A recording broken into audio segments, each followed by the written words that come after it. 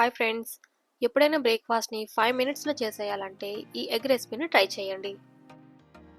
ఒక బౌల్లో చాప్ చేసుకున్న half cup capsicum, half cup great చేసుకున్న క్యారెట్, ఇంకా ఒక పచ్చిమిరపకాయ, ఇంకా టేస్ట్ కోసం సాల్ట్, పెప్పర్, చిల్లీ ఫ్లేక్స్ వీటిని వేసుకొని ఒకసారి కలిపేసి దీన్ని పక్కన పెట్టుకుందాం. ఇప్పుడు ఇంకో బౌల్లోని 3 ఎగ్స్ వైట్స్ మాత్రమే తీసుకొని ఇందులోని పావు టీ స్పూన్ మిరియాల పొడి వేసుకోవాలి. మిరియాల పొడి ఇంకా చిల్లీ ఫ్లేక్స్ అనేవి మీరు తినే కారాన్ని బట్టి వేసుకోండి. ఇప్పుడు ఎగ్ బీటర్తోని కొంచెం ఫోమ్లో వచ్చేంత వరకు బీట్ చేసుకోవాలి.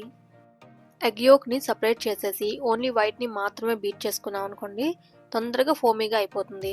అదే యోక్ కూడా కలిపి చేసామనుకోండి, అందులో ఫ్యాట్ ఉంటుంది కాబట్టి టైం పడుతుంది, కొంచెం టైం ఎక్కువ పడుతుంది.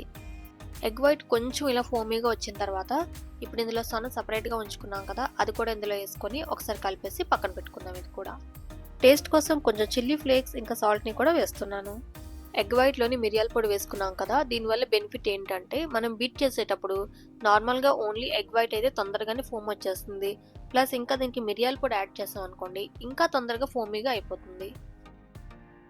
ఇప్పుడు గుంత పొంగనాలు వేసుకునే దానిలో ఆయిల్ వేసుకొని ఆయిల్ వేడెక్కనివ్వాలి.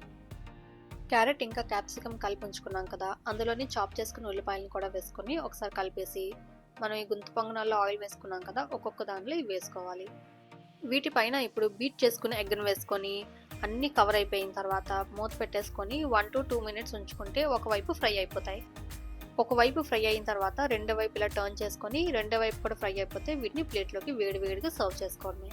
ఇందులో వెజిటేబుల్స్ ఇలా వేసుకోవడం వల్ల ఏంటంటే ఇవి డ్రైగా కాకుండా కొంచెం మాయిశ్చర్గా ఉండి మార్నింగ్ బ్రేక్ఫాస్ట్లో తినడానికి అయితే చాలా బాగుంటాయండి, చాలా కంఫర్ట్గా ఉంటుంది కూడాను. మరి ఇంత సింపుల్గా ఉండే ఈ బ్రేక్ఫాస్ట్ రెసిపీ మీకు నచ్చితే ఇప్పుడే ఛానల్ని సబ్స్క్రైబ్ చేసుకోండి.